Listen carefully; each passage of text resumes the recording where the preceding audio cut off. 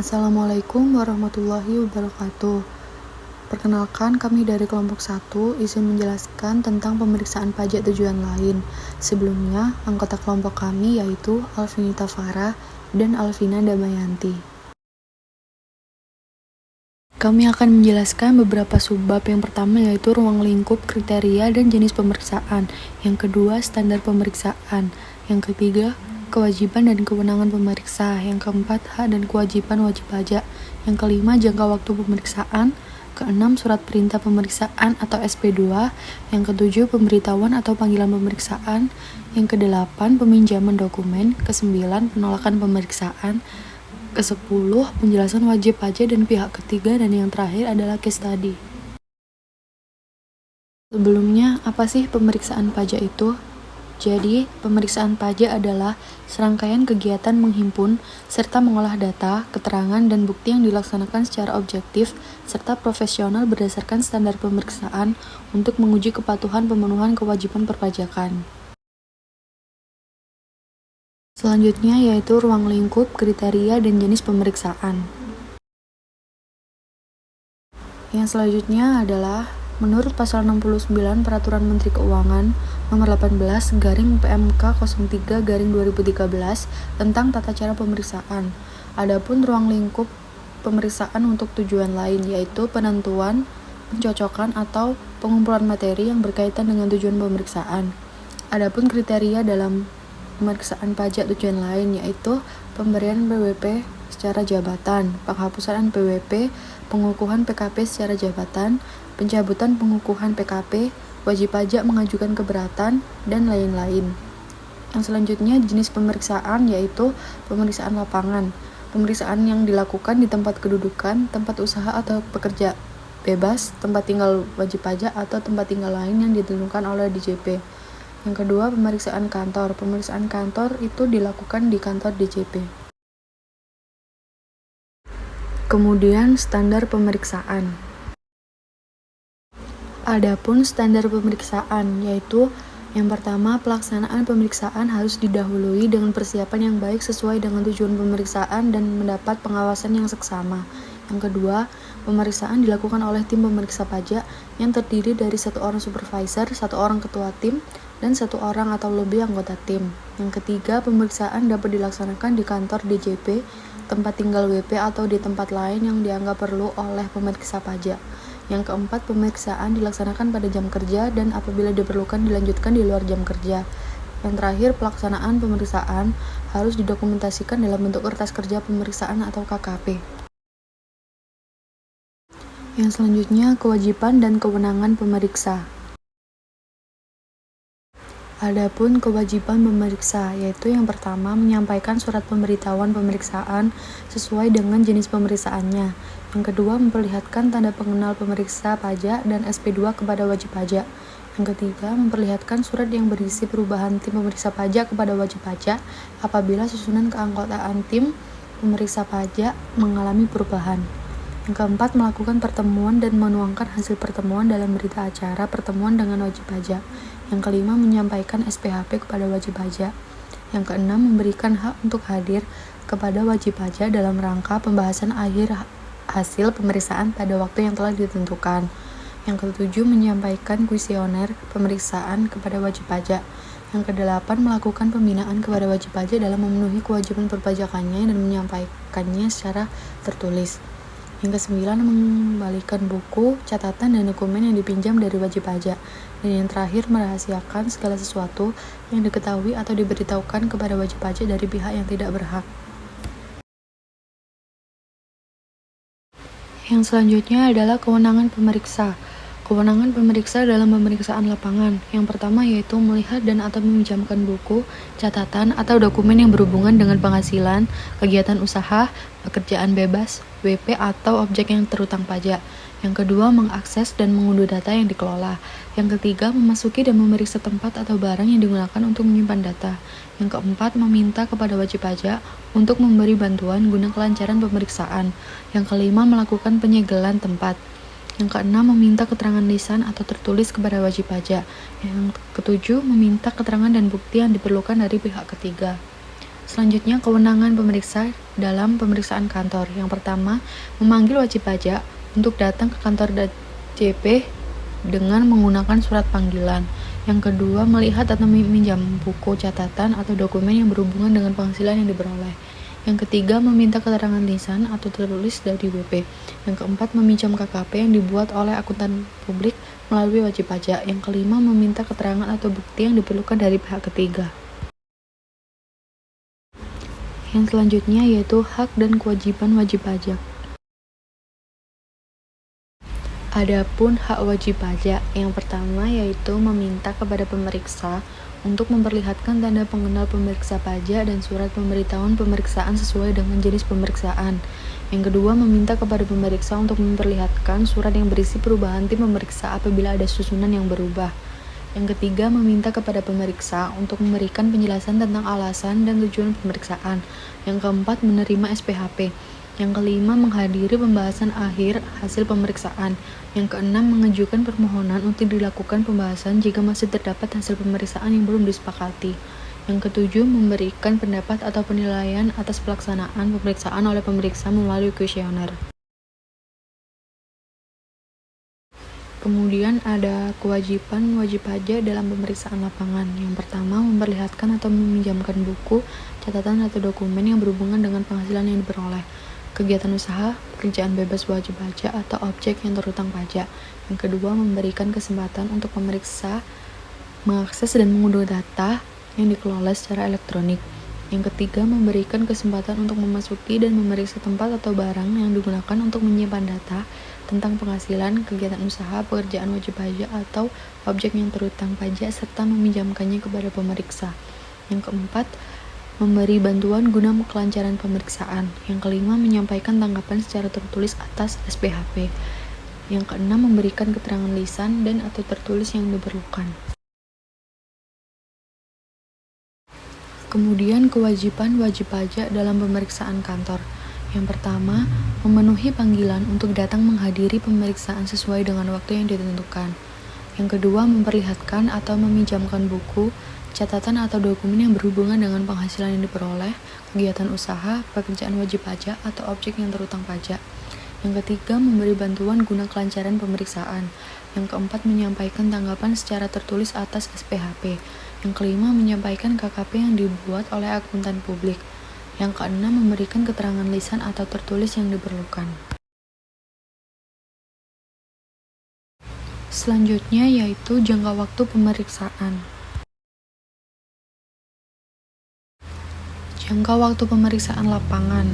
Pemeriksaan pajak untuk tujuan lain dengan jenis pemeriksaan lapangan dilakukan paling lama 4 bulan, dihitung sejak tanggal surat pemberitahuan pemeriksaan lapangan disampaikan kepada wajib pajak sampai dengan tanggal laporan hasil pemeriksaan atau LHP. Kemudian pemeriksaan kantor. Adapun pemeriksaan untuk tujuan lain dengan jenis pemeriksaan kantor dilakukan paling lama 14 hari. Dihitung sejak tanggal wajib pajak datang memenuhi surat panggilan dalam rangka pemeriksaan kantor sampai dengan tanggal dalam LHP. Kemudian apabila jangka waktu pemeriksaan di atas berakhir, pemeriksaan tetap harus diselesaikan. Yang selanjutnya adalah surat perintah pemeriksaan. Surat perintah pemeriksaan merupakan surat perintah untuk melakukan pemeriksaan dalam rangka menguji kepatuhan pemenuhan kewajiban perpajakan atau tujuan lain dalam rangka melaksanakan ketentuan peraturan perundang-undangan perpajakan. Dalam melakukan pemeriksaan, baik untuk menguji kepatuhan maupun tujuan lain, pemeriksa pajak diwajibkan memperlihatkan SP2 kepada wajib pajak saat pemeriksaan, dan wajib pajak juga berhak meminta pemeriksa pajak untuk memperlihatkan SP2 tersebut. Yang ketujuh adalah pemberitahuan atau panggilan pemeriksaan. Dalam pertemuan atas panggilan pemeriksaan, ada beberapa hal yang harus didokumentasikan berdasarkan PER 07 PJ tahun 2017. Yang pertama, memperlihatkan tanda pengenal pemeriksa pajak dan surat perintah pemeriksaan kepada wajib pajak, memberikan penjelasan mengenai alasan dan tujuan pemeriksaan, menandatangani dokumen fakta integritas yang ditandatangani bersama antara pemeriksa dan wajib pajak, Melakukan permintaan keterangan paling sedikit harus meminta penjelasan atas hal sebagai berikut. Identitas wajib pajak yang dimintai keterangan, proses bisnis wajib pajak, pembukuan atau pencatatan yang dilakukan WP termasuk dokumentasinya, informasi mengenai pelanggan dan supplier utama WP, transaksi-transaksi yang bersifat khusus, dan yang terakhir, klarifikasi terhadap data yang ditemukan pemeriksa pajak dengan data pada SPT. Yang kedelapan adalah peminjaman dokumen. Peminjaman dokumen dilakukan untuk menghitung besaran penghasilan kena pajak dan jumlah pajak yang terutang. Proses peminjaman harus dilakukan sesuai prosedur sebagaimana diatur dalam pasal 28 hingga pasal 31 Peraturan Menteri Keuangan Nomor 17 PMK 03/2013 tentang tata cara pemeriksaan yang telah diubah terakhir dengan Peraturan Menteri Keuangan Nomor 18 PMK 03/2021. Peminjaman dokumen ini juga harus disesuaikan dengan jenis pemeriksaannya. Selanjutnya adalah konsekuensi tidak terpenuhinya peminjaman dokumen. Jika dalam jangka waktu 1 bulan sudah terlampaui dan wajib pajak tidak sepenuhnya meminjamkan dokumen yang diminta, maka pemeriksa pajak harus membuat berita acara tidak dipenuhinya permintaan peminjaman dokumen yang dilampiri dengan perincian daftar dokumen yang wajib dipinjamkan tapi belum diserahkan oleh WP. Yang kesembilan adalah penolakan pemeriksaan. Sesuai dengan pasal 86 ayat 1 dan 2 PMK 17 tahun 2013, apabila penyatakan menolak untuk dilakukan pemeriksaan, termasuk menolak menerima surat pemberitahuan pemeriksaan lapangan, wajib pajak, wakil atau kuasa dari wajib pajak yang dilakukan pemeriksaan lapangan harus menandatangani surat penolakan pemeriksaan. Kemudian, apabila wajib pajak, wakil atau kuasa dari wajib pajak tersebut menolak menandatangani surat penolakan pemeriksaan, pemeriksa pajak membuat berita acara penolakan pemeriksaan yang ditandatangani oleh tim pemeriksa pajak.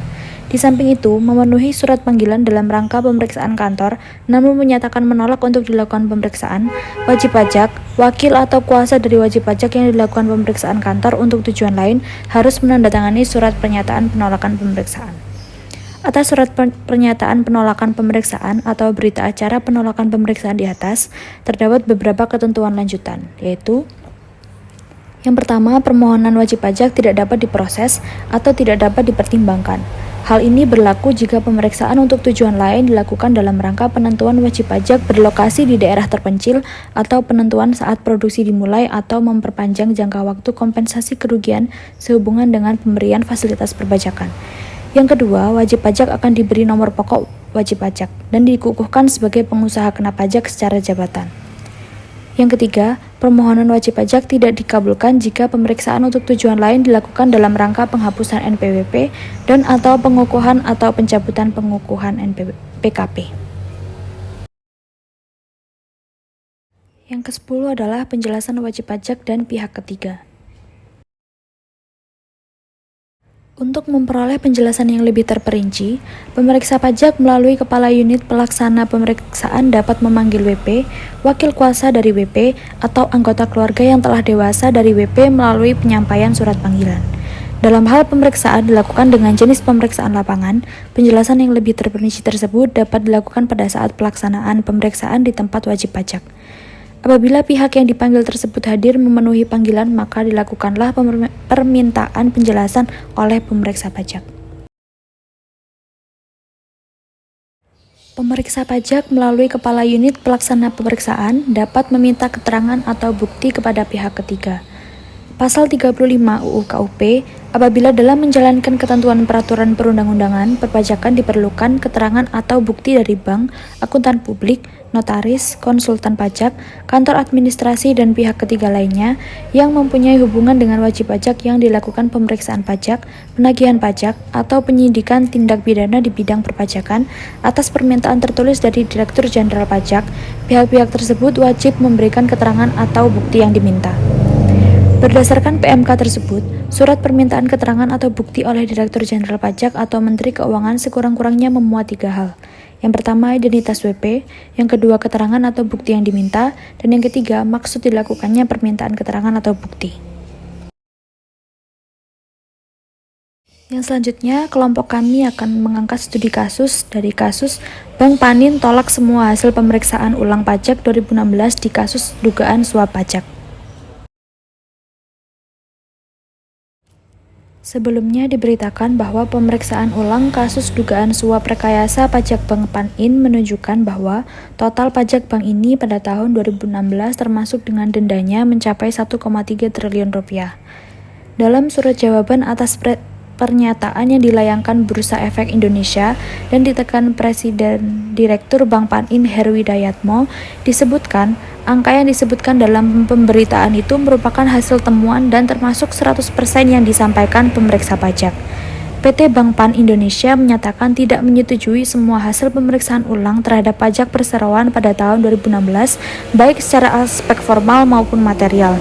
Sebagai bentuk penolakan atas hasil pemeriksaan itu, Bank Panin sudah menyampaikan surat tanggapan yang menyanggah temuan tersebut berdasarkan ketentuan perpajakan yang masih berlaku dan memberikan dokumen-dokumen pendukungnya. Dari kasus tersebut, kelompok kami menilai bahwa meskipun Bank Panin menolak dilakukan pemeriksaan ulang, tetapi Bank Panin telah bertindak sesuai dengan prosedur terkait dengan penolakan pemeriksaan.